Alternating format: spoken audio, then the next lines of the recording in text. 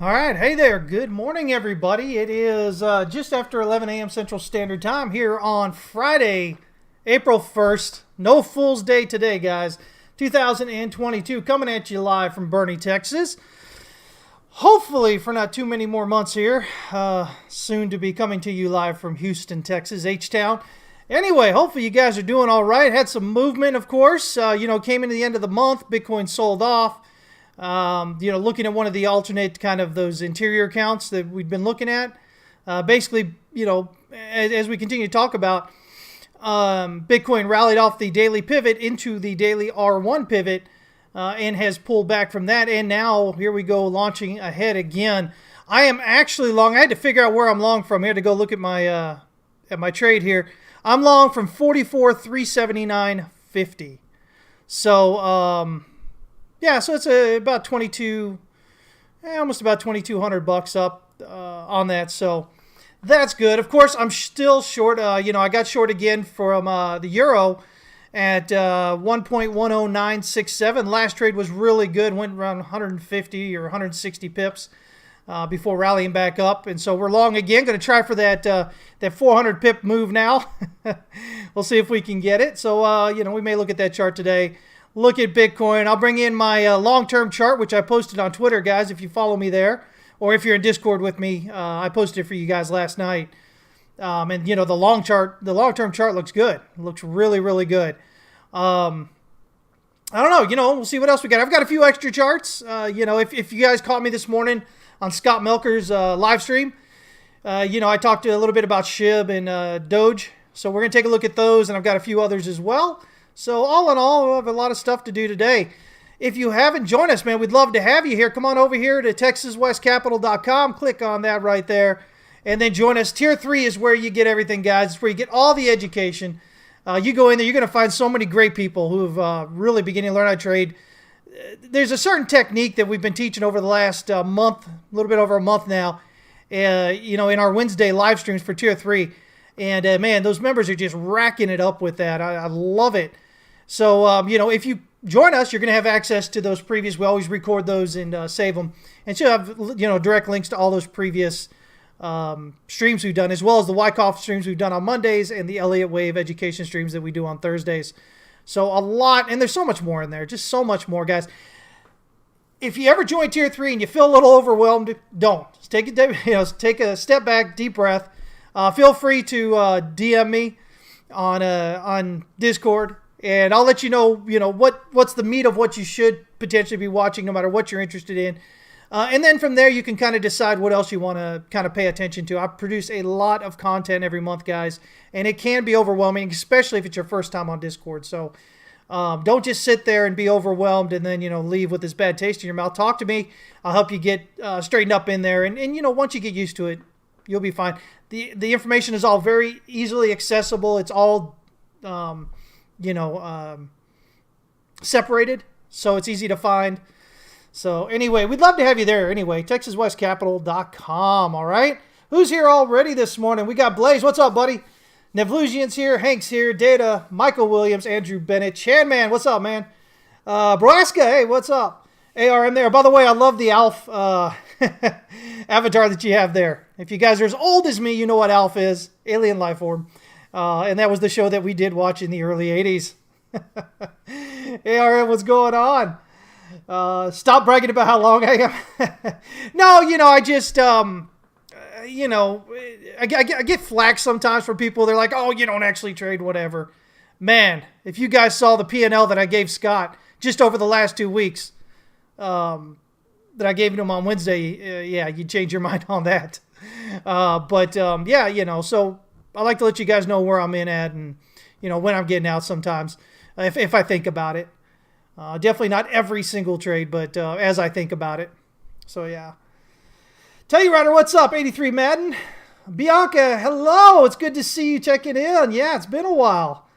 Kimozabi is here as well.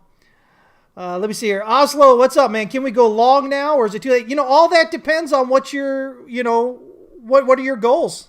The one thing I try to get you guys to understand here is that as traders, we're all different. what makes sense to me at one time may not make the best sense for you at another time. You have to take into consideration your current wealth, your current income, your mid, short, and long-term income and wealth goals. You need to take into consideration how risk tolerant or risk adverse you are. You have to take into consideration not only how much time do you have to trade, throughout the week, but how much time do you actually want to trade? You can have 10 hours a day that you can trade, but you may only want to trade 2 hours a day. So all those things kind of come in to tell you when you should enter and when you should exit. So, please don't listen to people telling you that you need to go, long or short here or there, because again, what they're doing may not be what's best for you. And I know that's hard to understand if you're new to trading. You're like, what? It really is. There's a lot to it. Again, a lot of what affects you is your risk tolerance and your risk aversion. Also, are you using proper risk management? Everything could align between me and you, but if you're not using proper risk management, you can still lose a lot on a trade. So there's so much in there. So I can answer it this way. I can say that I believe we are in wave 5 headed up toward this 52,000 area. That's what I can say. Locally here, depending on who you are, you might want to wait for a bit of a pullback on a smaller time frame to figure out if you want to go in. I would say this: if you were to enter here, the proper way to do it would be that you would have your stop loss below the swing low here at 44,232.86.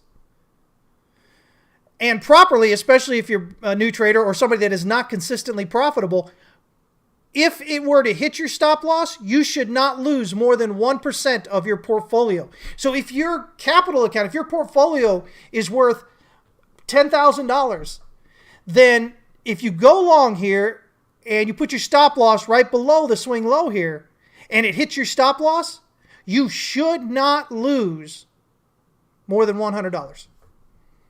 You always back into a position size. Most new traders, they do their position size first and then try to figure out their stop loss and their risk management and everything. You can't do that. You have to figure out your risk management first. You have to look at your chart and go, okay, where does it make sense to enter? And when I enter there, where is the validation level? At what point am I being validated that what I think is happening is likely happening? At what point does it go the other way and invalidate me? And then you have to figure out where your stop loss goes with that. Your stop loss goes with that invalidation. So again, if you were to go long on this 4-hour chart, your invalidation level should be this swing low back here. That's what it should be. But then you have to figure out your position size by figuring out if you were to hit that stop loss, you should only lose $100, if you have a $10,000 portfolio, right? And so then you have to figure out, okay, so what position size can I actually use to do that? I know that wasn't the answer you were looking for, but that is what it means to trade. The answers that we often look for as new traders are the things, trying to do that is what's going to actually get us hurt, with our trading. So I hope that makes sense. Monroe, what's up, buddy? Good to see you checking in. Glad to see you followed along with Scott's stream there. Richie, you as well. Glad to have you here. And Chris Cook, man, love you guys coming in here. That's awesome. Let me see here. Really excited to see you guys showing up. Anyway, yeah, so, I've known Scott a few years now. He kind of ran over a story there real quick. He was one of the original people to join when I first started. I didn't set out to do this, guys. I was trading. I was in law school at the time. I didn't want to get a law degree. I just wanted to get the education, right? Those of you that know me know I have a very diverse, few master's degrees, got a law degree. I enjoy it, knowledge for knowledge's sake. But anyway, in my 2L year of law school, I was forced onto Twitter by a law professor who was, at the time, I think she was my emerging technology law professor, Victoria Sutton. And she said we had to sign up because sometimes she would let us give us information on Twitter. I think I'd had a Twitter account long before that, but I never used it. I'm not a big social media person. But anyway, so as I did that, I kind of, fell into this whole crypto thing going on there. I'm always trading Forex and all that. But it was early 2017. And so I bought my first Bitcoin then at about gosh, what was it, $1,100? Whatever in January there. I think it's like around $1,100. I bought my first Ethereum not long after that for $15.96. I bought my first Litecoin as well around the same time for $2.97.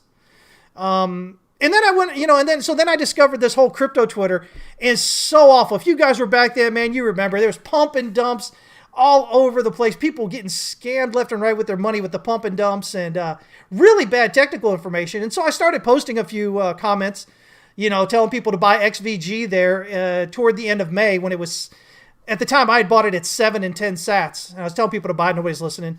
It ran up to 249 sats in the next few weeks.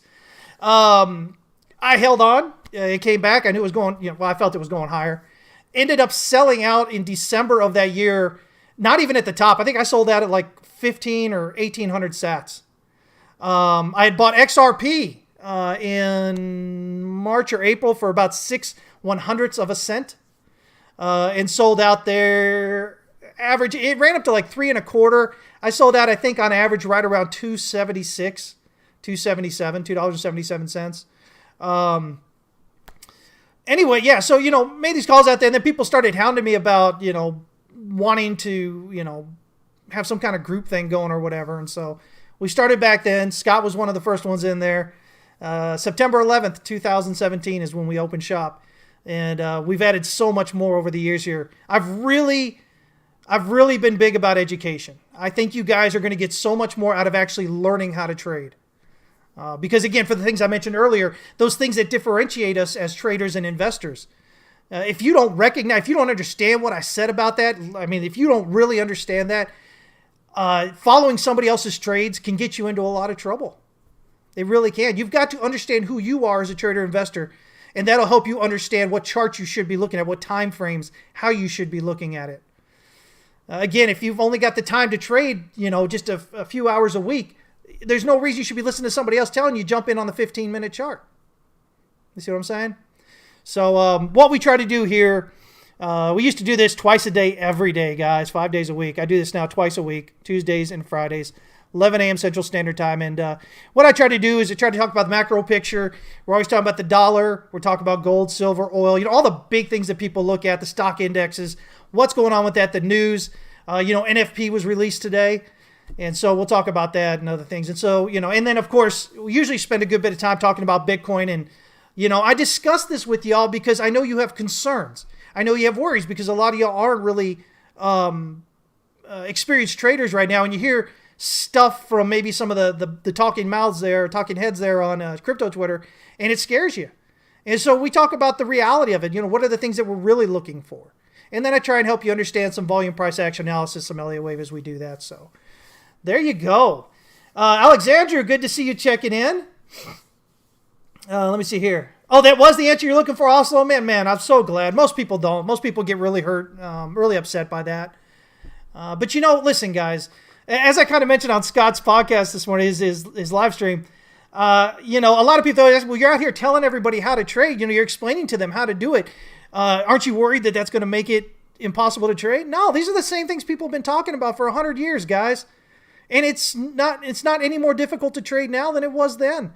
Nothing's changed. Most of the people, 90-somewhat% of the people, I would venture to say probably 95% of the people, even though they hear me talking about this, or even if they pay, to join TWC, they won't listen. Now, we have a good core group of people in there. Most of our members have been with us for a few years, which I think attests to what I actually do there and the value in it. So, it makes it a great community, and they're a lot of fun. So hopefully if you guys aren't in yet, you'll give it a try at some point, check it out, and get a lot of education in there. Let me see here. Zoldini, what's up? New trader here trying to learn. Gonna subscribe to know which tier I should get. So like I said, tier 3 will get you everything. Tier 3 gets you 3 live streams a week. Mondays, Wednesdays, and Thursdays. Mondays we talk about Wyckoff. Wednesdays is our tips, tricks, and techniques, where I show you different rules-based strategies. So even if you've never traded before, you just follow the rules, and it gets you started. Thursdays we go in depth on Elliott wave. And so It also gives you access to our fundamentals. It's a video series that I have. It's about 11 hours long. Talks about all the different things about what charts, logarithmic versus arithmetic charts, and different indicators, the basic indicators, and how you use them, properly, and candlestick. It even goes into basic Wyckoff and basic Elliott wave as well there. So, I mean, it's the tier 3 is the end all be all, if that's what you want. But you can get into tier 2 and get access to at least that video, that intro video series that I talked about. But like I said, tier 3 will get you hundreds of hours more of education because we record all those weekly live streams that we do, educational streams. Let me see here. Do I still think that crypto has the most opportunities for trades at the moment? Are there other markets you're looking at or avoiding currently? Yeah, honestly, I think, again, Chan, man, you've been following me for the last year probably or something like that. So, I've been very dollar bullish, and it's played out extremely well. And I think dollar's still got some upside to go. We're kind of like at a fluctuation or an influctuation point here. I'm not even sure I'm using the right word there. An inflection point. There we go. So, there's some possibilities, but I think still that the dollar has the upside potential still. When we look at the macro things, when we look at the idea that the Fed is intent on, 6 more rate hikes this year, potentially a 50 basis point hike at some point, which we haven't had since, 20 years back, since right before the dot-com bubble. And then you've got the ECB, who is trying and just really doesn't want to raise interest rates, And since that Euro USD makes up almost 60% of the DXY's weighted value, that's important. As long as the Euro keeps fighting off and not wanting to raise interest rates and whatnot and do all those fun little things that the Fed's doing right now, the dollar's dominant. We know the yen's been getting hammered here. Yen makes up another 12%. I mean, between the euro and the yen, you've got basically 72% of the weighted value of the dollar, of the DXY. So both of them like lame ducks right now, and the Fed's just really just kind of doing it. So so I continue to be long dollar. I'm more or less short equities, but I'm not really trading equities a whole lot right now. I don't see any compelling reason to think that the top is not in at the moment. That could change, but right now it seems like the top's in, and we're getting more and more of these other kind of economic indicators out there saying, hey, for instance, we've got the yield curve inversion, right? So this is something I've talked to you guys about. And as we got into probably Q4 of last year, I mentioned, we had that really long-term inversion, right, for a short amount of time there. And I said, okay, we're doing this. I said, watch for the 210. I said, that's probably coming up here, beginning of next year sometime. And here we are now. It just happened. It just happened the other day. But depending on who you talk to, the 2-year over the 10-year, that inversion, they look at that to go, okay, recession coming in. I think more so it's the 3-month over the 10-year. And, with the 2 flipping the 10, we've probably got the 3-month flipping the 10. This is the yield curve inversion is important because what it's telling you is investors are demanding more risk. They perceive the shorter term to be much more risky. So they're demanding more interest, a higher interest rate on the shorter term. Usually it's the longer term because it's that, that you have to be compensated for that extended period of time, with the money, right? So when that shorter term becomes more risky, you get that inversion. And, if you look at it, it's about an 18-month lag on average. So when the 210 inverts, usually within the next 18 months on average, the economy rolls over. But that doesn't mean it has to wait 18 months. It could be in 3 months. It just, on average, over the past 50, 80 years, whatever it's been, that's usually what it does. The economy does not have to roll over. It's just that in general, that's usually what happens when you get that 210 inversion. The last time we had that was 2019, which was, right prior to the 2020 March, the pandemic and that drop there and whatnot. So, a lot going on with that there, guys. So I think crypto right now still has, overall, the greatest amount of gain potential in the shortest period of time, I think, is the way to think about that. So yeah, I've been pretty active, much more active trading crypto lately than what I've been. I've been really active trading long in the dollar against other pairs here for quite a while now. But we've been in this long term. Let me pull this chart up for you guys here. Maybe. Where is it? I don't know. My BLX. I don't have it out here. I thought I did. Okay, let me load it up here for you guys. So this is the chart this morning on Scott's stream that I was showing. This is my long-term chart, okay, for Bitcoin. And so since summer of last year, we've been accumulating here. Again, accumulation based on the volume and price action. If you guys were following me back in June of last year, you'll remember that down here. Well, first of all, up here, April, coming into April, I told you guys that, hey, it looks like we are probably at a top of some sort. Probably not the top, but a top. An intermediate top there. Because everybody was talking about laser eyes. Oh, thank God that's not around anymore. Laser eyes, spaghetti fingers, whatever all this silly nonsense was. And so, for those of us that have been around a while, that's a big, huge sign that the market was euphoric. And sure enough, we did drop. And then as we got to the bottom down here, you guys might remember, everybody was screaming for, below 20 and whatnot. And I gave out I showed you guys, how it might happen if it were to happen. But I also told you that right here, it looked like that it was actually accumulation going on. And unless we lost this swing low, we were going up. And sure enough, we did, right? We got up here again, topped, came back down. And so it's been kind of in this area. We had a couple of different possibilities here. We were first looking at potentially wave 3 ending here, and then a flat correction, wave 4 here, and then up. And, even though that's still kind of possible, I don't think so. Again, I've changed my my preference to this wave 4 triangle. So, again, a lot of this going on here. If we look at the weekly RSI here, we've got hidden bullish divergence. Now, remember, hidden bullish divergence basically is when you have higher lows in price and lower lows in your oscillator, your RSI here. And a hidden bullish divergence, what it actually means is a continuation of the larger trend. The larger trend is up. So hidden bullish divergence, you should expect to get in a wave 4 and head up, right? Additionally, we can look at the MACD here. We've got the same hidden bullish divergence here on the MACD, and we're getting a bullish cross right now on this weekly here, and we're printing green here above the zero line. So a lot of stuff going on here that suggests we're probably headed up. Now, we do have the weekly pivot here, and you'll notice this weekly pivot is a product of this price action here. So this is basically that kind of that midpoint between it. The idea is that we're going to get a breakout for wave D above that pivot, and then we'll pull back to the pivot area, probably this orange area here for wave E, and then we'll head up. Okay? And so that's kind of what I'm looking at.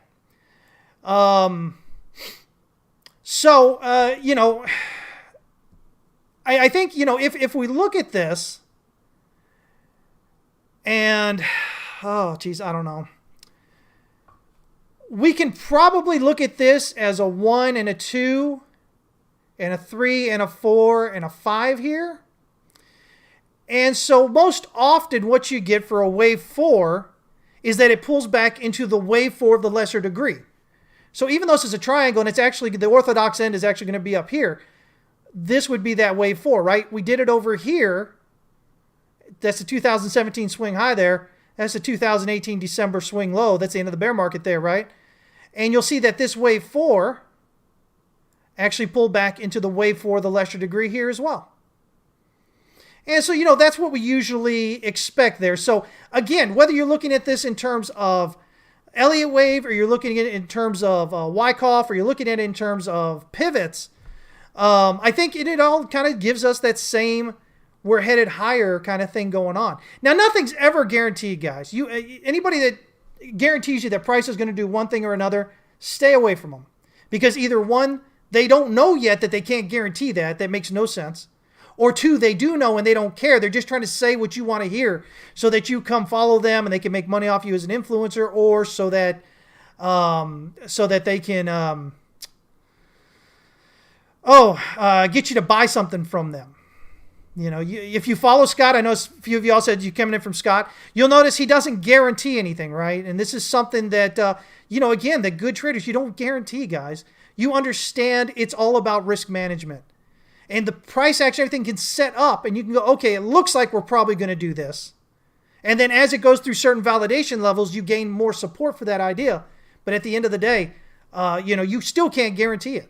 You still can't guarantee it because as human beings, we're limited in our ability to understand all the outcomes possible. And from that, all the outcomes possible from those outcomes, that huge decision tree. We just can't possibly know all that. So, somewhere in that line, there could be a deviation from what you think is going to happen, and then it doesn't do what you think it's going to do. So risk management, absolutely the most important thing you guys are going to do. Okay? Hey there, Chris Baker. Good to see you. Let me kind of check up over here. You guys are talking about the 4 hour now on here. So the 4 hour, here's what we got. So those of you who've been following me for the last couple of weeks here, I've been struggling with the idea that we had these 1-2s, and I said, okay, we're probably going to get this, this leading diagonal and whatnot. And then we had this subdivided a bit more. But because of this drop here last night, that makes it pretty clear. This is 1-2, this is 3-4. And so again, wave 4 dropping into wave 4 of the lesser degree. You can also see that we're finding support here on the pivot. Now, I do have this hidden bullish divergence right here on the 4 hour. I think that may be what you're talking about. And so that goes from wave 2 to wave 4. And so this is what I shared with Discord last night. Again, I went, long down in there. I gave you that price there earlier.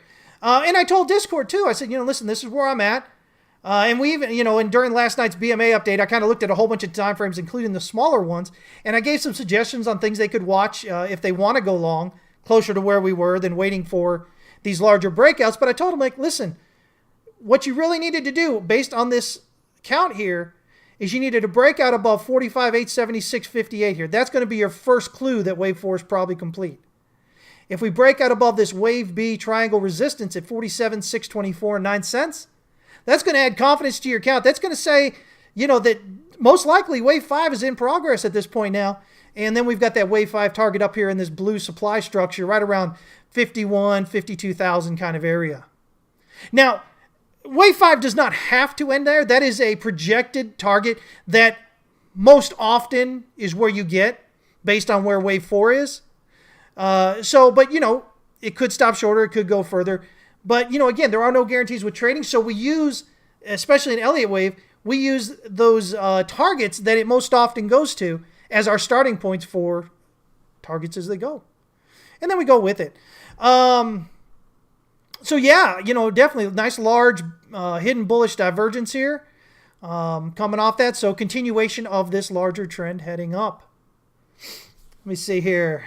Annika, good to see you checking in. Thank you for checking us out. I should go on more streams, Andrew. Well, I think Scott and I are actually we're going to see what we can do to be more regular. Maybe some kind of weekly get-together or something for you guys. I think is what we're going to try and do. So stay tuned for all that, guys, right? You love this large channel here on the 4 hour? Yeah. Again, we were looking at different things as it was developing yesterday. I did a lot of updates for Discord. But at the end of the day, we always had that validation level that we were looking for price to go through. And as long as it didn't go through that, we could see it following lower. So then we had lower targets as well. As a matter of fact, sometime when we were up about in this area, I looked at some other targets coming down here, but I said, you know what? We may just have to wait until the 4 hour resets into oversold and potentially hit that pivot. That should probably happen at that pivot area. And it dipped a little bit further than that, but nonetheless, find support. We consider this to have found support on the pivot, even though it dipped below. It dipped below, and the next candle right back up above it. And then you can see here that we went over a couple of 4 hour candles and retested as support and went up. And so, again, we got that dip into oversold. We got that pivot. So that's why I went long at that shorter time. Now, I went long at a very short time frame at a cluster of activity was happening on there. And that's why I went long where I did. But, again, looks good right now. Just waiting for it to get above this level here on Coinbase. And it should be a pretty similar level, whatever exchange you're looking. Excuse me, hiccups here, talking too much. Whatever, exchange that you're looking at.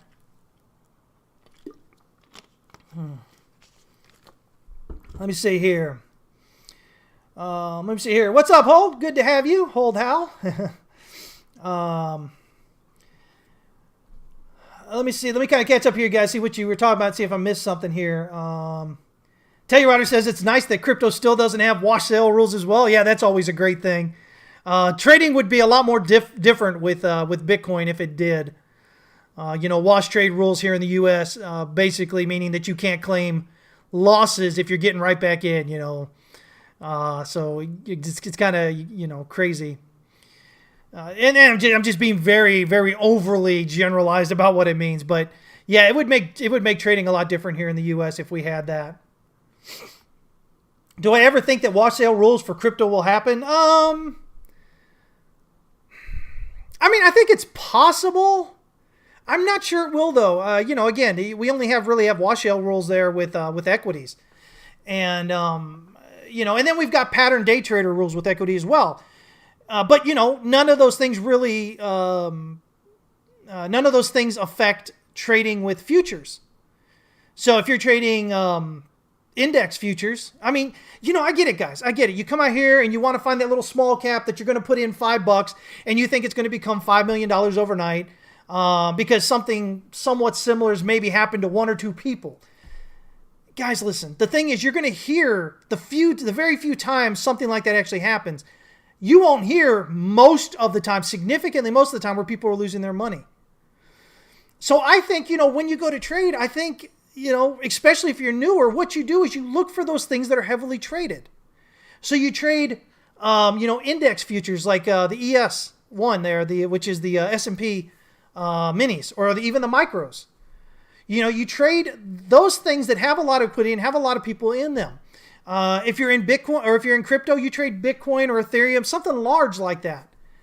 Because the small ones, it's a lot easier to lose your money there because there's no real liquidity, especially when you're getting back into number 200 or 300 on the coin market cap chart, something like that, right?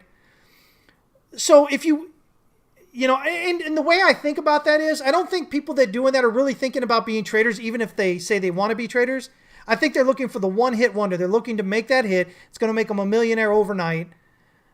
But they fail to recognize that doesn't usually happen. It's very rare that happens in any market. But you can become a very successful trader by learning how to just trade one product, guys.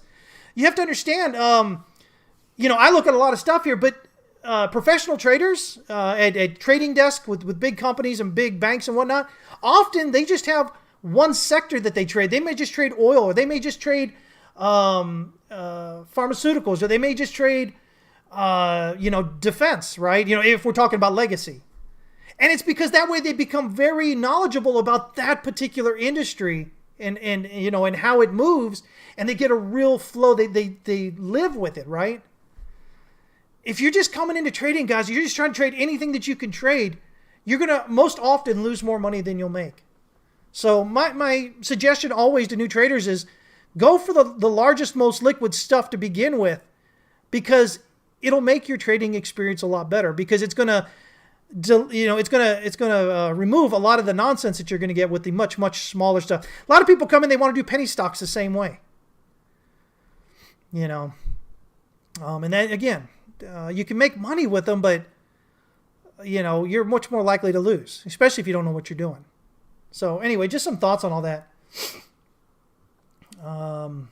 Monroe, yeah, that's right, man. If someone doesn't take the time to educate themselves in this space, they're going to fail. Yeah, any trader. It really is. It really is. Let me see here. I'm just kind of catch up to you guys here, man. I'm so far behind. Oh, yeah, no. One thing you'll find about me is I'm pretty boring. I don't do a lot of clickbait. I don't do clickbait anyway to try and get people involved or anything. Again, not very active on social media, but when I do post on social media, it's usually something that I really think that you should be paying attention to, which is why I do. So anyway, so here's what we're kind of looking for here, right? So looking for that further upside toward that wave 5 target up here. Right now, locally, we want to get a breakout above wave B. And so that's kind of where we're at. Let me see here. If we look here, those of you that follow Hank, he made mention of this recently. This was something that I had discussed on a previous live stream.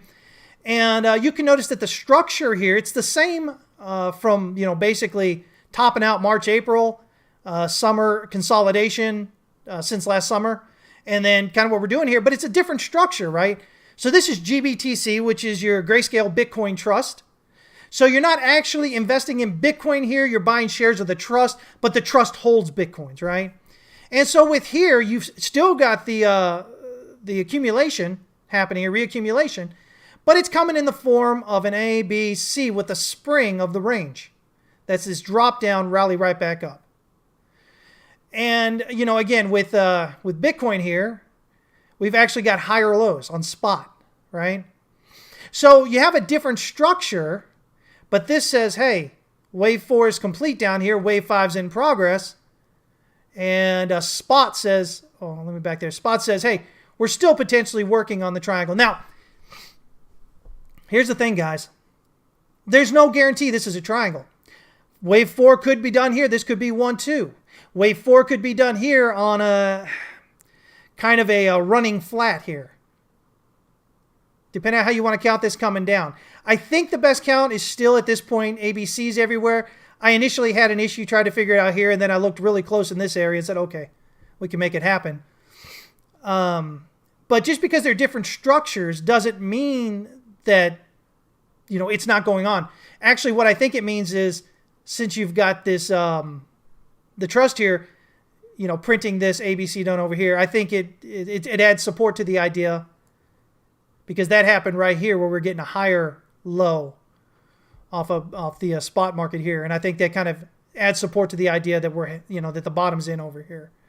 So again, we'll see how it plays out here. Definitely looking for that breakout above that weekly pivot just overhead where we kind of got stalled out here the other day. So looking for a breakout above it, looking for it to pull back toward it, and then looking for it to continue on there. Let me see here. You wouldn't call it boring? Refreshing? Well, I appreciate that. Again, different strokes, different folks, right?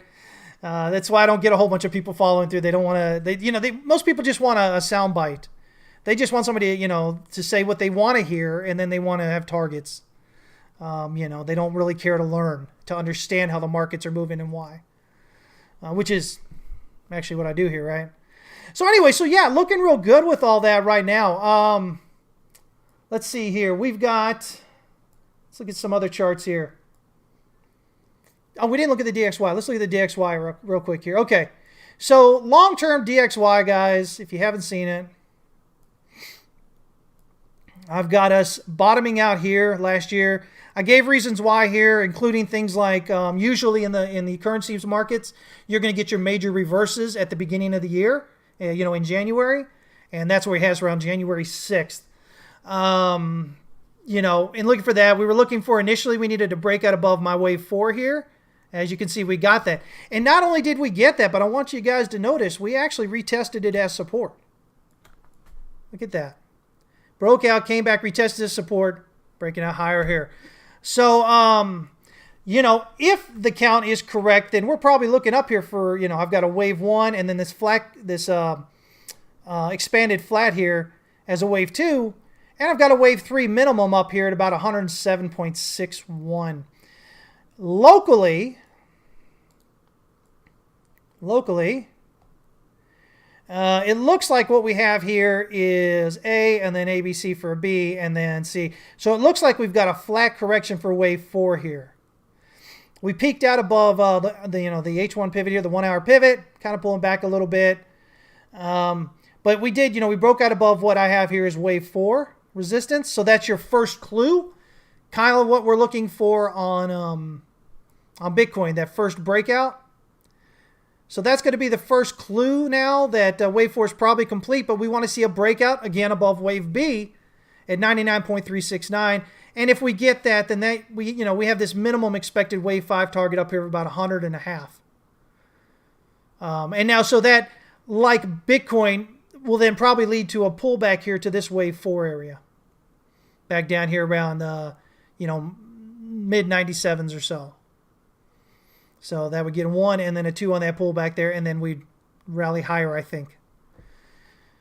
But, again, we could rally up above. That wave 5 could overextend and head up there. As long as that dollar continues to rally, your currency pairs are going to follow through. So in general, for most currency pairs, your dollar is going to be a strong one.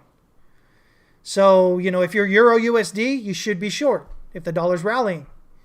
If you're USD yen, you should be long. If you're the Aussie versus USD, you should be short. Now, of these things, there's going to be different points at which they ultimately have the same reversal because, again, the DXY is made up of multiple currency pairs, with this weighted average. Again, the Euro USD being 58, 59%, and then the USD yen being about 11 or 12%. Those are your two biggest ones. But you also have the USD Swissy, you have the Cable USD, you have the USD CAD, which is USD Loonie there, the Canadian dollar. And all these kind of add up into the Aussie USD, and so they all kind of add up into that overall value. So they don't all turn at exactly the same point. But in general, if the dollar is rallying, especially for those pairs that make up the DXY, they're going to have a very hard time continuing any type of rally against the DXY, as the DXY continues to rally, so against the dollar. So, a lot of implication from what's going on here. And again, with the Fed doing its thing and kind of, they've got all these rate hikes on there, talk about normalizing their books, which means selling off their treasuries and their mortgage-backed securities. That's all going to strengthen the dollar. It continues to strengthen the dollar versus the other pairs. You've got the euro, the ECB saying, yeah, we don't want to raise rates yet.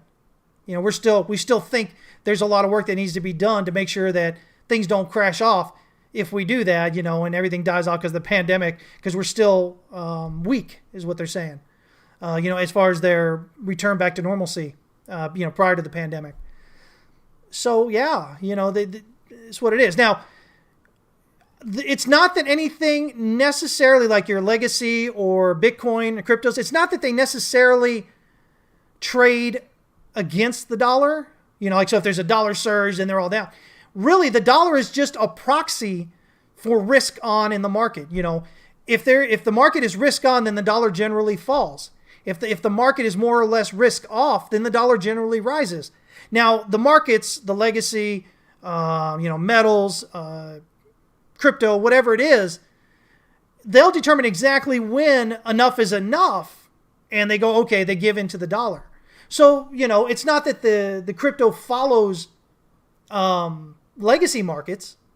It's just that they're both reacting to risk on or risk off in the market.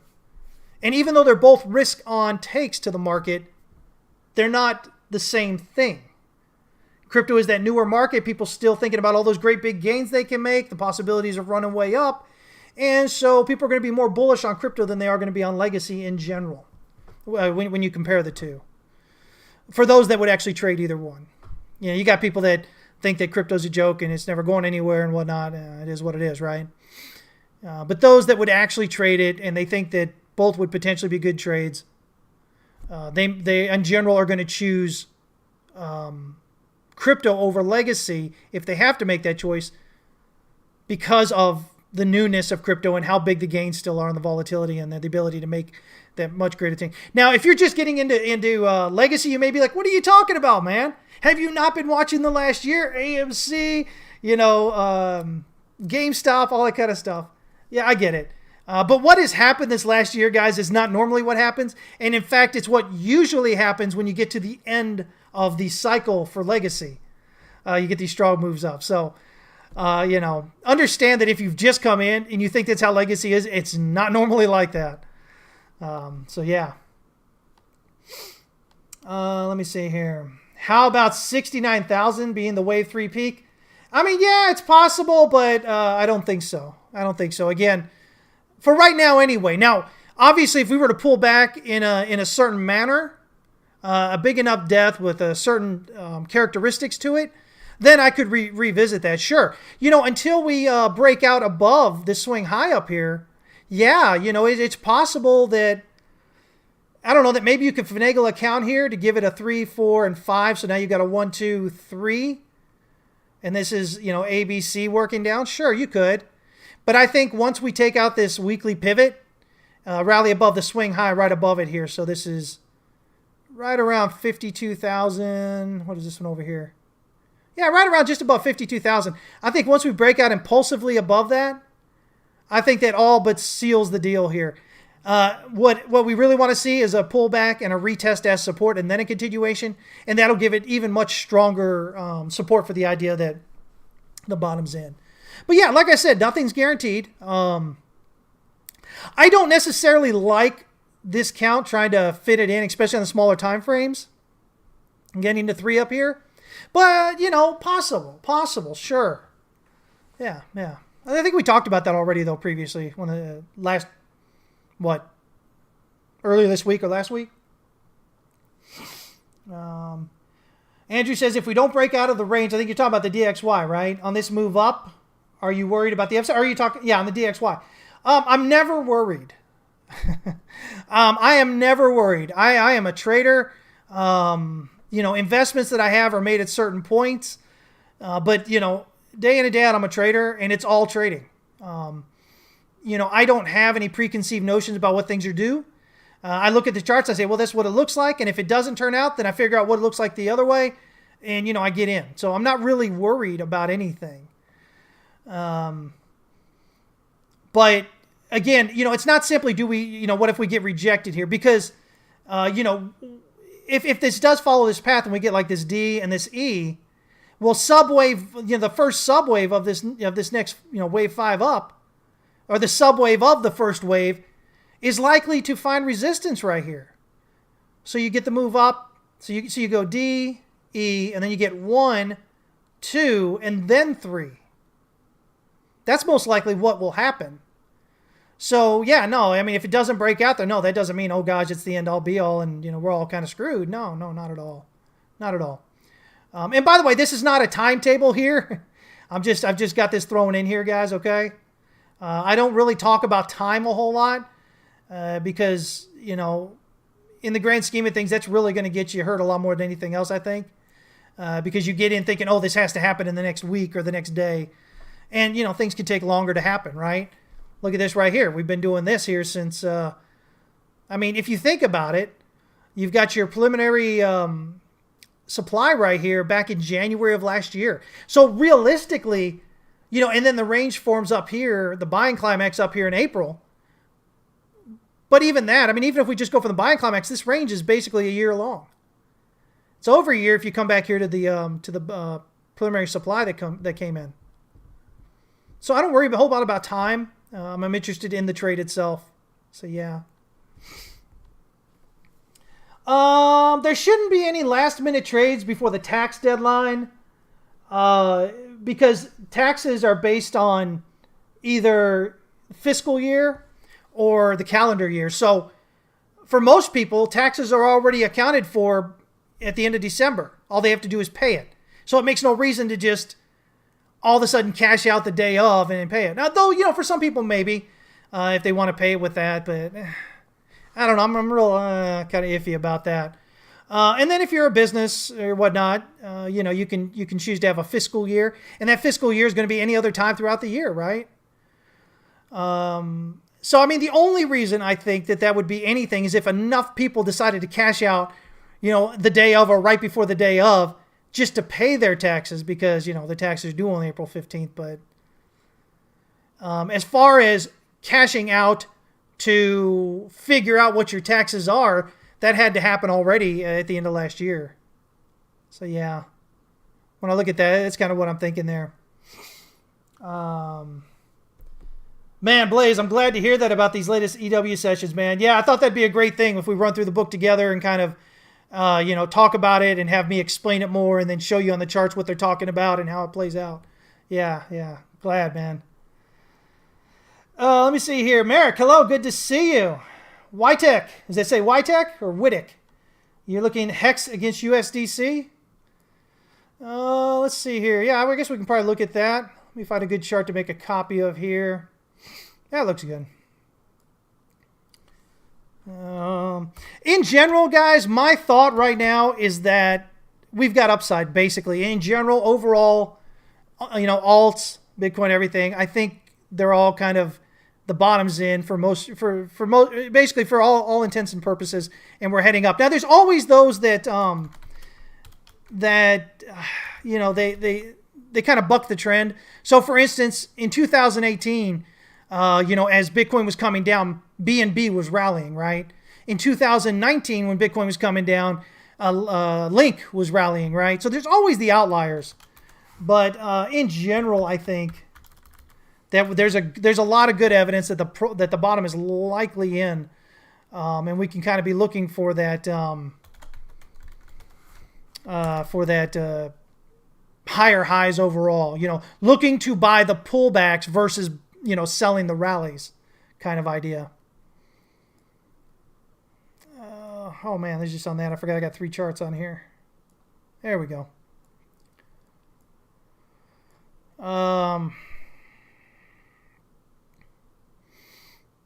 Yeah, I think this pivot probably holds, and we head on up there.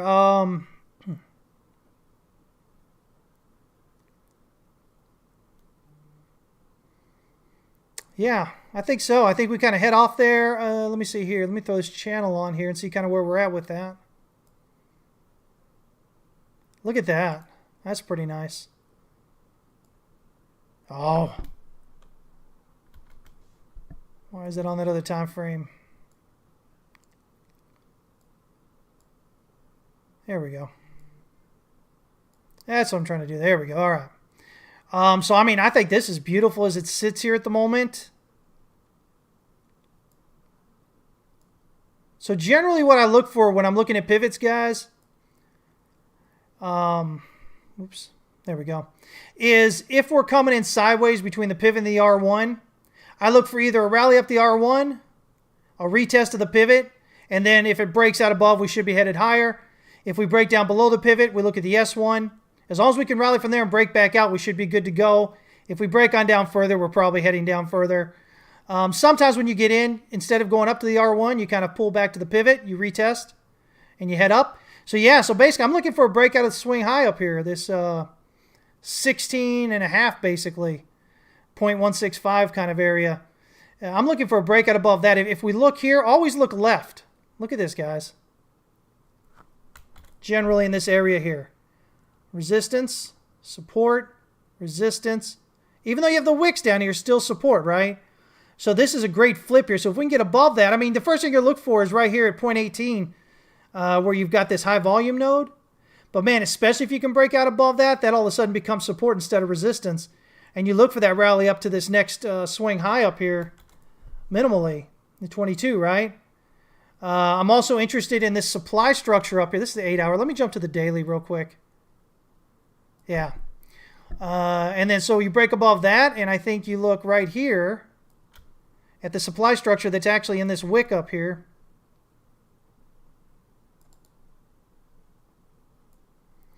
And so either, the bottom of that structure, which is right around 0.254, or the EQ up here, right around 0.27. So I think that's kind of where you look for here. These are the levels you're watching for as you run through, and if you break through them, you should be headed to the next one. As far as the daily goes, we could see a pullback toward this daily pivot. So at this local area, I'm looking for a breakout above the swing high or a breakdown below the swing low. We break down below the swing low, looking for it to hit that pivot and then rally. If we break out above the swing high, looking for we need a breakout above kind of this high volume node here around that R1 pivot, which will then send us up higher. But if we don't, if we get kind of rejected there, we can probably expect to come down about where we are here and then break out. Or like I said, we kind of do this thing and hit this first, and then we just go above it. So yeah, it's just this range right here. It's just if we break out where, then we see if we can get above R1. But if we come back and test that daily pivot and then go out, I think that's, that would give us a nice strong move up. And then you just watch those levels right there as your targets as you're going on there. Yeah. Let's see here. All right, let me kind of catch up with you guys here. Let me see. Looking at the charts here real quick. Let me kind of get these in here. This is the NASDAQ composite.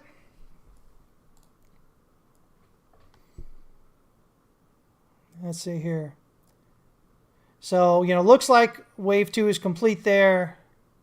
If we zoom out to the daily, I got a whole bunch of different things showing up here, but basically it looks like the top is quite possibly in up here.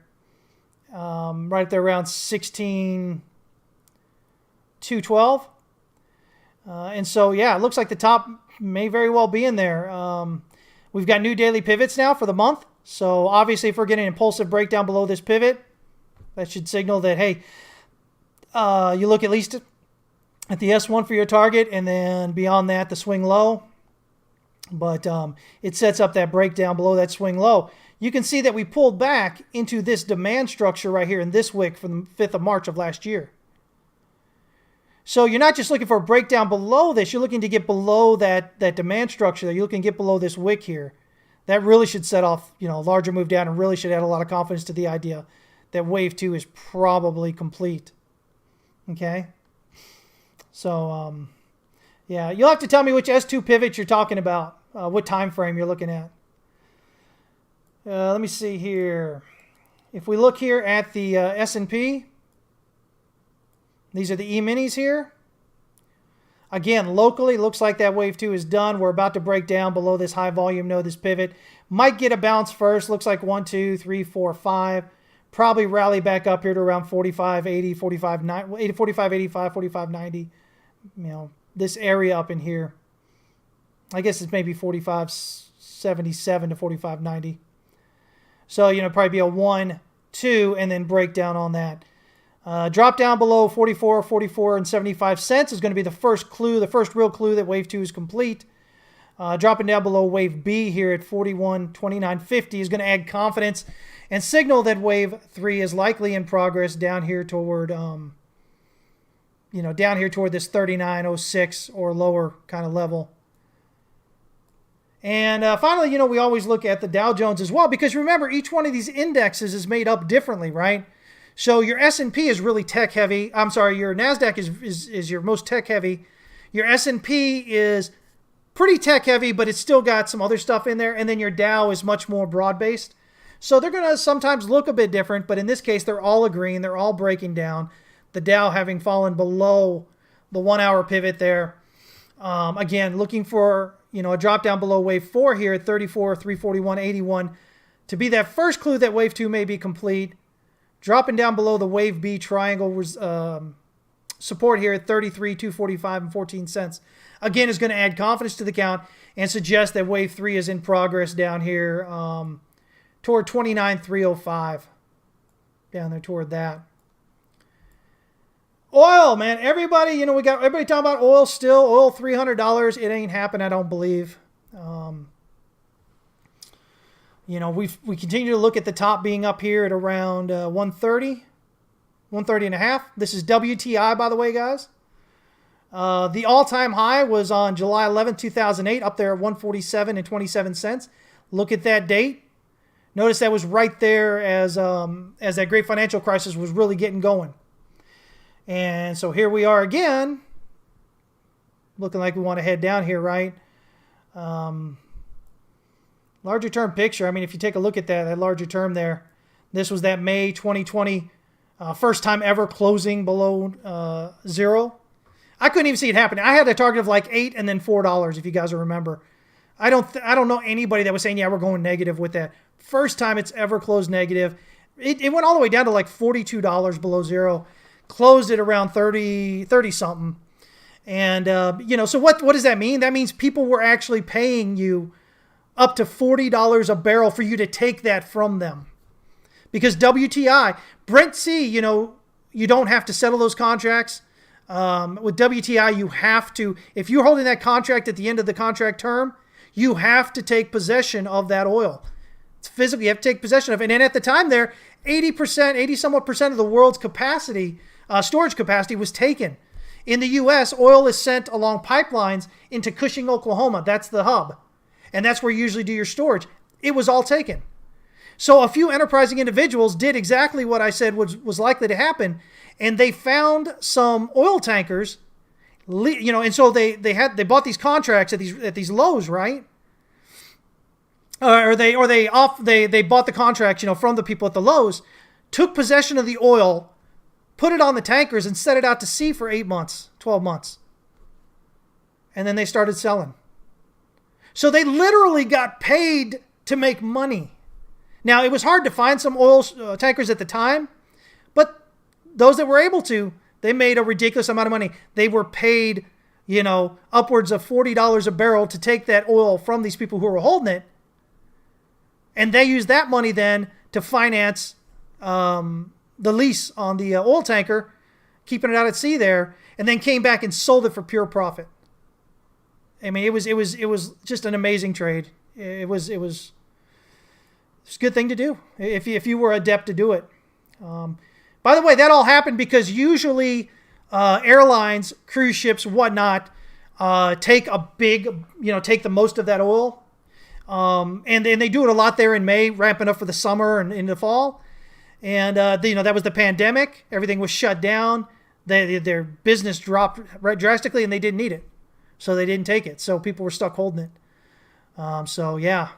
Because if by law, if you have to take, because by law you have to, right? You've got a contract. Contract says you're going to take possession of that physical oil. I mean, what are you going to do, right? If you had the contract just because you thought things were going to happen as they normally do, and then they didn't, and you have no way of taking possession of that oil or doing anything with it, yeah, it's going to be a lot better for you to pay somebody to take it off your hands than to be stuck with it in that. So, yeah, that was a good time there, right? Let me see here. Let's see. What's going on here? Silver real quick. Go through these ones we usually go through every week here.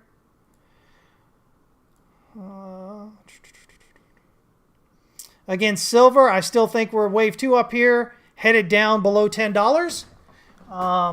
And so right now, we did dip down below this wave B here, which if the count is correct, we've got this slightly higher high for C here, then we're going to look for it to continue lower here down to a minimum wave 3 target of 21,825.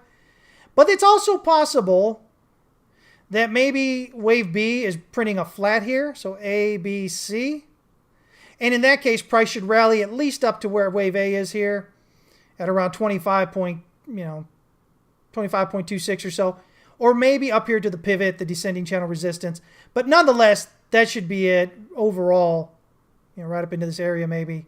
78.6 is right there, 25.69. We should get rejected and head on back down.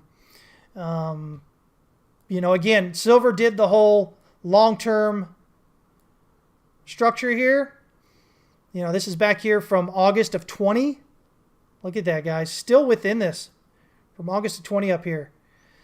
Price action and volume looks a lot more like distribution than it does accumulation. So we'll continue to look lower. You can see that on the VPVR here, we're getting support from that high volume node. But if you lose that, this becomes resistance. You should head down lower there. And so within, in line with that, we can look at gold. And so gold, let's see here, gold longer term. Longer term, we were talking back in 2018. Let me see here. Let me see, this is fifth, was this 21? Oh, where are we looking here? Oh, this is just local. God, dog, I get out the bigger. There we go. This is what I'm looking at. Back here, those who are in Discord with me, we were talking about, yeah, it would have been 2018 here. I was looking at a target of this area up here. We went a little bit bigger. Had to change the count slightly to a flat correction. But I think right now this may be A, this may be B, and then we've got C coming down here toward that 1,000 area. It's possible we can get get it right here around that 1,200, 1,300 area. But if this is a flat, usually it's going to come back down to where A is. So $900, $1,000 around that area. Just looking for some, a breakdown of this local kind of area here. So what we want to see is, do we get this breakdown, especially if it gets through that weekly pivot? And if we lose that weekly pivot, again, should be looking for that further down. Is it possible something else is going on? Sure, it's possible. And, I'm going to change my thoughts if it happens. But for right now, it's making a big noise about the idea that it's probably double topped here. Look at this this is a huge reversal candle right here, potentially. And you have follow through to the downside, which confirms that. So get a little bit of support right here on this previous area of support, and we should break down and continue further. If you want to play the double top, again, what you're looking for then to confirm it as a double top is a breakdown below the swing low, right? So you got to get breakdown below that, and then you have to, you're looking at the height of the pattern as the pattern target below that swing low. So as a double top, you're looking for a move down here toward 1,300 and a half, 1,350 or so. Just if that's a double top that does play out. Again, we have to have follow through, but as long as it continues doing what it's doing at the moment, looks like we're coming down. You'll notice in this range here, you'll notice that you get all this volume right here with that ugly candle, huge volume spike. Most often, this denotes distribution. It's your big players selling into all you retailers jumping into the last minute. And so now we just need to see a little bit of follow through here to kind of confirm that. Sometimes this happens, you get a little pullback, and then it breaks out higher. And in that case, it says that the market's just really bullish and that, they tried to distribute there, but it didn't happen. We're heading higher. So in that case, this would likely be a 3 and a 4, and we'd be going up in a 5, and then we'd pull back. So, a couple of possibilities there, but right now, while it continues doing what it's doing, we'll continue to look lower here as it plays out with that. So right here, we broke down below wave B. So we should, expect it to continue down here to wave 3 at a minimum of 1827.5 on that. Martin, appreciate it, man. Glad to have you here. So yeah, this is what we kind of usually look at there. Give me just a minute, man. I'm sorry, my talking so much get dry. Oh man. So let me see. What do you got here? Let's see here. Generally, with your larger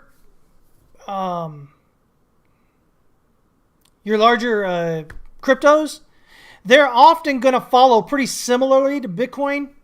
So if you look at, say, Ethereum, right? Let's see here. Whoops. There we go. Where's my day? There we go, 331. So, again, this one went a little bit lower here, but nonetheless, looking for generally what we were looking for it to do, right? So 3, 4, 5 down here. Rally back up. We've peaked out above wave B. So Ethereum, for all intents and purposes, as long as this count is correct, we should be headed up. Minimum expected target, let's see here, 3657. Now again, that doesn't mean it absolutely has to reach there. It does not mean that it can't go higher. But that is our generally the way that we kind of figure out, one of the ways that we figure out where wave 5 may be going. And so we look for that, right? Looking at here, this looks like it's a 1, 2, 3, 4. We'll probably get a 5 and a pullback and then head up. That's what it looks like right now. But the bigger picture, remember what I said about things looking the same? So the bigger picture for Ethereum is kind of like what's it called? Bitcoin, right? Triangle, large 3, 4. I've got all this stuff kind of overlapping here, but yeah. So 3 up here, A down, B, C. This is called, like in Bitcoin, it's called a running triangle because wave B breaks out above where wave A starts. The importance of that is that it tells you that the market is extremely bullish. In other words, the market could not pull back like it normally does. Too much demand. So you'll get this running triangle where you get this breakout higher there. And so again, all your volume coming in down here at the bottom, not at the top. So again, your big volume shows that your big buyers are down there buying If it comes at the top, it usually tells you your big buyers are up there selling. As you look at that. So, again, same thing. Let's see here. Just want to reset this a bit. I'm using the chart here that I got for our people. And so, again, same thing. I think LTC probably looks similar as well. Oh, no, I've got 3, 4 here. Okay. A little bit further down based on that update I did.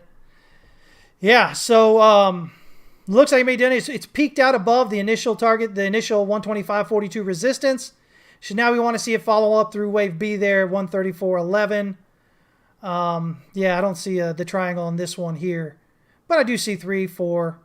Oh, wait, this is the short term. It's been a long day, guys. It's been a long day. Even with this, though, looks like we've got a 1-2 here heading up. I'll have to go back and look at this count to really check it out again. It's been quite a while since I've looked at it. Looks like you got one up here, though. 1, 2, 3, 4, 5. 1, 2, 3, 4, 5 gives us 1, 2. Yeah, no, that wouldn't work like that. Probably get a lower one in there. But the depth of this decline says this is probably a wave 2. And then we've got a 1, 2, 3 heading up there. So we'll look at it. I don't know. Maybe... Nah, it's not going to be a 4. That's too big. But yeah, nonetheless, looking for that to continue up higher here. Right now, you can see that we are actually right here. Always look left, guys. We're right here at this previous kind of support area. And we're trying to break out of that right now. So if we do that, that should give us that weekly pivot up there at 222.77 as a target. We break out above that, and especially the swing high right here before it should send us up to the all-time high, which should just be a move up because you see this bit of supply up here in this wick? It's already been tagged right here back in May of last year. And so the next time it goes up, there's a lot less there, and we should be looking for it to break on out and through. So, I mean, I wouldn't be surprised to see it at least get up here around R5, which is 880 or so, at least, on this next kind of move up, the big move up that we're in. So, yeah. But, again, generally following the same kind of, if not the same pattern, at least the same kind of count coming up often. Now, again, as I talked about on Scott's show, you guys might have heard, back like in 2017, for instance, and it even happened previously at 2014 or whatever that high was there. What you have is you have Bitcoin topping out, and then about a month later, alts top out. So everybody cycles into Bitcoin for the final push, and then they take that profit and they cycle into altcoins for one more push. And then it comes down. So even if your altcoin count is a little bit prior to Bitcoin's, a little bit below Bitcoin's, you have that extra time to make up going up. Because when things move, your altcoins are going to move at a greater degree than what Bitcoin does in general. And so it has more opportunity to make, more waves to move up higher and further. So don't be distraught if if you're looking at an account that isn't exactly like Bitcoin's for an altcoin. Okay. Let me see here. Yeah, like Ethereum, this looks like a 1, 2, 3, 4. So this looks like, look at that, 1618. That's what you expect for a wave 3. Wave 4 may be done there. You'll notice finding support at the previous area of resistance. Maybe. Let's see here. Is that 38.2? Or 50? Oh, 38.2. Look at that. 38.2 right there. Zoom in more. ABC. I mean, it looks like it's doing what it needs to do.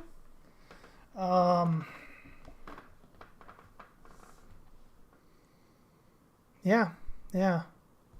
So the larger time frame, it looks like that's the 1, 2, and that's the 3, 4.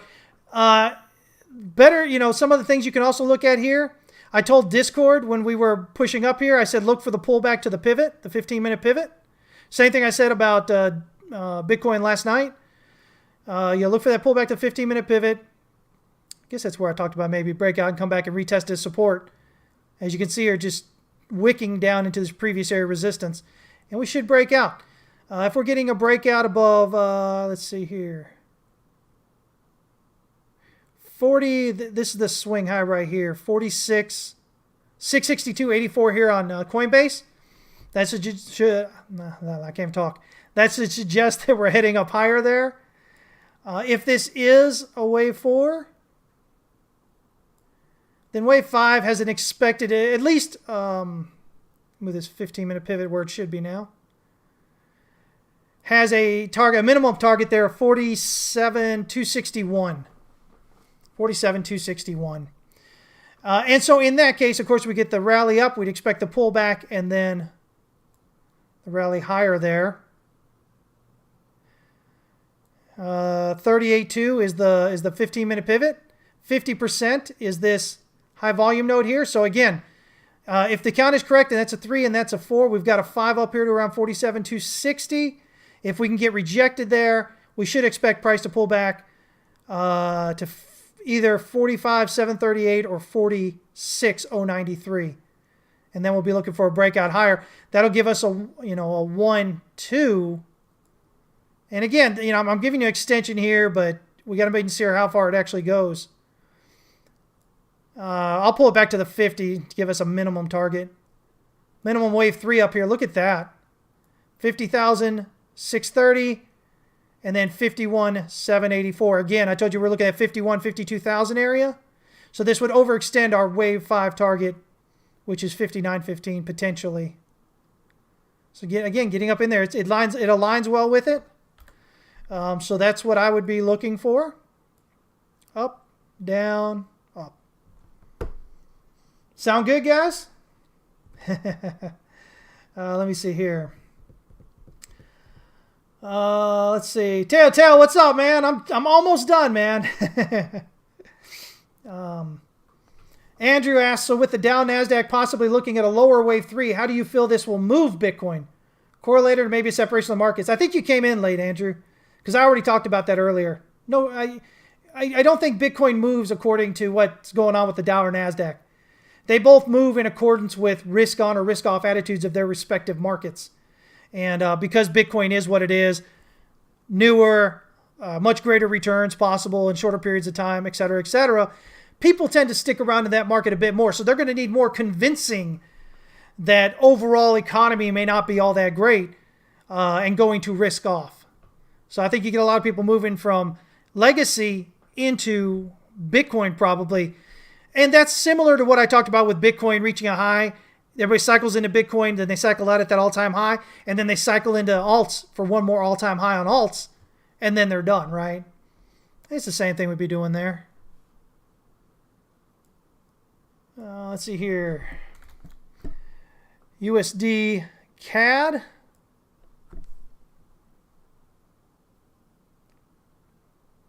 Oh, finally getting the breakout here. Yeah, so my count says 2 done here. If it is, we've got a large wave 3, headed up. But locally here, we'd be in, this looks like maybe a 1, 2, 3, 4, 5. So a 1, 2 heading up here, interior to wave 3. But wave 3's got a minimum expected target of 126,513. The larger wave 3 down here, again, the idea that we've got a 1 and a 2. 3 is up here at 135,227. Now, again, if you guys have never traded USD Canadian, the USD Loonie, there's some things you need to understand. The Loonie is a commodity currency. And what that means is the value of the Loonie is often associated with whether or not oil is doing well. Canada gets something like 20 or 25% of the country's revenue coming in from oil sales. So if oil's doing better, that means the country's doing better, in terms of money coming in, which means then, it strengthens the Loonie, right? So this one has 2 things at play on it. One is that, so if oil's doing well, Loonie should go up. If oil's doing poorly, Loonie should drop on its own. In addition to that, you've got the dollar, which, again, is your DXY there, right? and what's going on with that. And so if the dollar's getting stronger, which we know it is, because again, the Fed has already raised interest rates. They're looking at potentially raising it 50 basis points, which they haven't done in 20 years. They've got like 6 more interest rates they're looking at, interest rate hikes coming up. They want to normalize their books. All this is bullish for the dollar because it makes the dollar more valuable. You can loan it out and get a greater return. You can charge higher interest on it, right? So if you've got the DXY rallying, if you've got the dollar rallying and oil dropping, that should give a good boost to the long trade on this because it increased the value of the dollar and the loonie is decreased in value.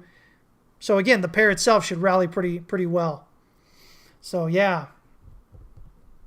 I don't usually hold trades over the weekend. I sometimes do. I did last weekend with the Euro USD. I don't normally do it because, knee-jerk reactions and all on news. Again, you guys know I don't believe that news has any effect on the overall trend. It's just knee-jerk reactions. But, that knee-jerk reaction, depending on where you get in prior to the weekend, can find that when the market reopens on Sunday, that it reopens above where you entered and, takes you out. So normally I don't, depending on my position, again, going into it last weekend, I think it was up like 140 pips or something. A lot of room in that. Wasn't worried about it. Didn't think anything was going to happen news-wise. And nothing happened. So I held that one. But yeah, normally I do close out prior to the weekend for those reasons. But, the USD CAD here has a lot of work to do on the larger scene here. Initially, locally here, we're above wave B. So that's a good sign. We want to get above this larger wave 4 at 125.925. And then we want to get above this large wave B up here at 129.01. If we can get above that, that adds confidence to the macro count. It says, hey, we should be heading up. Again, we had this, I pointed out at the time, we had this really nice rounded bottom here. Accumulation sent us back up. So, been long many times from this point here, rallying up. Had a few false starts going long on the way down here. Had a lot of overlap coming in. But it's been a great trade ever since. Heading up here right now. Again, finding resistance here. Finding support right here. Looking for that breakout now to head higher. So we'll see if we can get that. From the daily, you want to just see, again, right above that wave 4 there. That's that one. There's that pivot, that daily pivot. If you can break out impulsively means large spread candles. So larger candles like this and expanding volume on that breakout there. That's going to add a lot of confidence to the daily chart. Because plain pivots, right? Moving in sideways between the pivot and the S1. If you rally impulsively above that pivot, you should be good to go to the R1. You break out above this swing high above the R1. I mean, yeah, you've got your swing high here, but that's right there. I told you already, they look like we're going to rally up through that. And we, again, should just continue rallying from there. But we are still down here at the bottom of it. And so you still have to be careful. But, playing it locally and looking at that larger term can give you some ideas of really where you're kind of looking at and what's going on. We've peaked out here. We want to break out. We want to see, break out, pull back, and go up. Kind of like what we saw on Bitcoin right here, as a matter of fact. The resistance here broke out, pulled back, reset, heading up. So that's kind of what we want to see there, all right? Anyway, guys, listen, I've been here an hour and a half, so I'm going to have to get going. As always, I really appreciate you guys checking in. If I didn't get to your request, I do apologize. I try to do, as many as possible in there while also taking care of the other stuff we do. Real quick here, guys, before I go. The non-farm payrolls came out today. And with that, we had a miss on the numbers. Let me find my numbers here. I think we were looking around 480. Where are we at here? Oh, man, I wrote it. I wrote it down here for our members here in the DXY update. I'll tell you exactly real quick the important stuff off that. All right, we were expecting 490,000, but only got 431,000. So not only did we get a miss there, but it's significantly less than last month, which was 750,000, which had been revised up from 678. So when they released it last month, we were at 678,000, and then they always go back and revise it up to 750,000. Employment rate, though, is what's hot there. It came in at 3.6%. We were expecting 3.7. It was 3.8 prior. So that was a big move down or a big move for unemployment, to the positive side for unemployment. Normally, you're getting around 3.6. The Fed considers it to be a fully employed economy. So that's kind of where we're sitting there. ISM manufacturing was great as well. We expected 80, but came in at 87.1. Last month, it was only 75.6. So, big, huge move up with ISM manufacturing this last month as well. So, a mixed bag of stuff, but overall, economy remains hot. Employment looks good. And so we can expect the Fed to continue on with what they're doing minimally with the quarter rate point hikes as it is for now. We'll be interested to see how that CPI comes out here later. And we'll kind of see that as long as that, continues, maintains or rallies higher, we're going to be kind of looking at least at what the Fed's doing, potentially those larger rate hikes. So there you go. All right, guys. Hey, listen, man, I appreciate the new guys joining in and listening in. We tend to go a bit longer here, which also turns some people off because, busy lives, I guess. But, glad to have you guys checking in. Hopefully you'll be checking in, more. If this continues to drop down here, we'll just look at the 50% retracement here at the high volume node as the next target, 45,738. But you're just looking for a breakout back above that swing high area there to kind of signal that we're headed up to what I was talking about as far as targets go. Once again, guys, you can join us here at Texas West Capital. We'd absolutely love to have you guys there.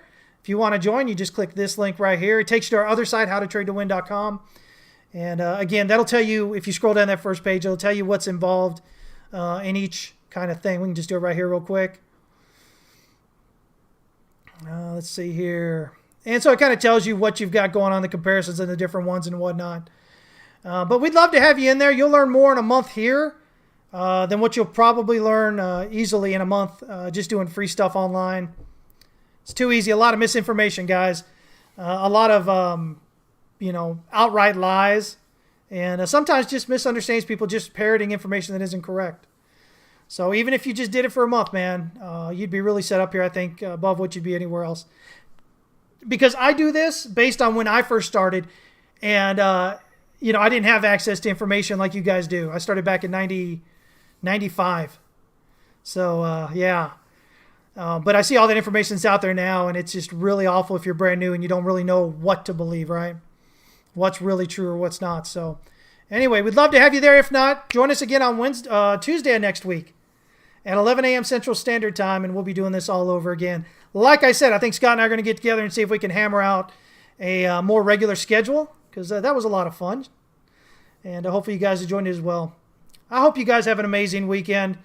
Don't forget, guys, at the end of the day, life isn't about money and all these other things. Money does help you, make life easier, but it's really about just being kind to other people. So, if you see somebody, smile, man. That's all you got to do. Just smile. Sometimes they're going to look at you like you're weird. It's okay. I do it all the time, man. But you really never know what that person you're smiling at, what they're going through. And, some people have a harder time dealing with life and things that are happening to them than others. And so if you're in a situation where you're feeling really good, smile for people. Say hi. Help them out if possible. I promise you guys, it's going to come back a millionfold just in the way that you feel about life and the things you do, okay? As always, remember, the only thing you control is how much you lose. So please keep working on that risk management. It's the most important thing you guys are going to do day in and day out as traders, all right? You guys have a great weekend. Take care. And I will see y'all, I guess, either in Discord or I'll see y'all Tuesday.